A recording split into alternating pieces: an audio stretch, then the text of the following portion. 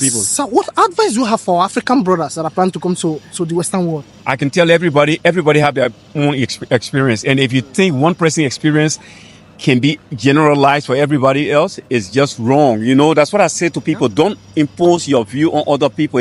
I'm from Liberia. Okay, from Liberia. Yeah, but So I live in Holland. what's one key success to this Western world? Integration, just integration. When you come to people country, you should realize the fact that you're not in your own country. If you want to live in Africa, live in Africa. If you want to live in your country where you speak your language, your tribe, eat your food and do everything, do it.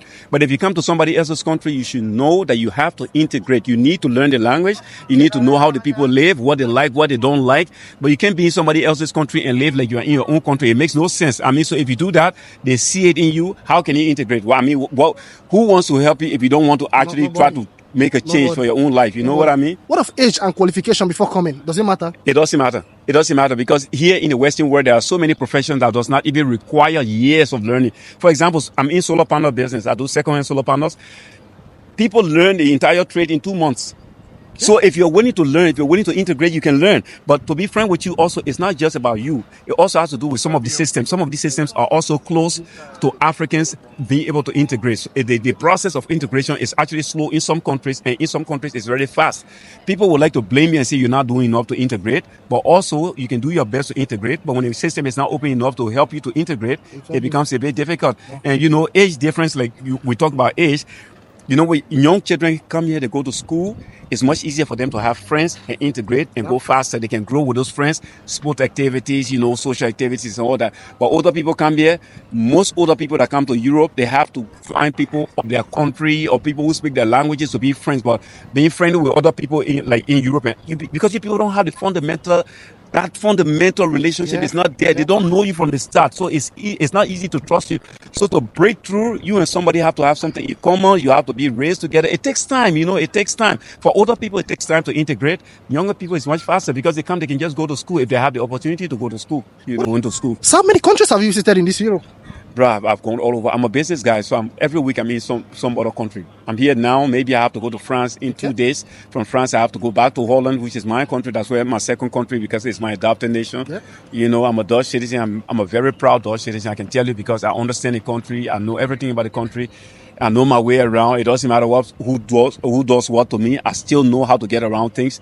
And I thank God for the opportunity, So, it's good for me. I can tell you the truth. I'm very happy. Are you planning to retire back to Africa or you plan to remain here? It always depends. I tell you the truth. If I had the opportunity, my problem has to do with security in Liberia because I'm from Liberia. And my country is much easier to change than almost any country because my country was created by America. And then the opportunities are there. But when you see so many stupidity going on where you just can't change it, you don't have the power to change it, what can you do? I want to go home. I've been here for 24 years in Holland. I've been in Holland for 24 years and I went home only one time for 3 days.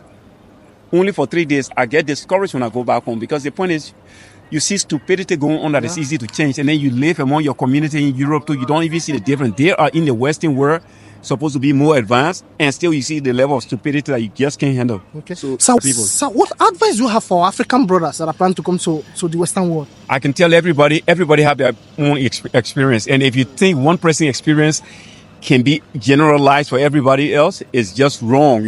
That's what I say to people. Don't impose your view on other people. It doesn't matter where you're from. You could come from Asia, you could come from South America, or anywhere. It doesn't matter.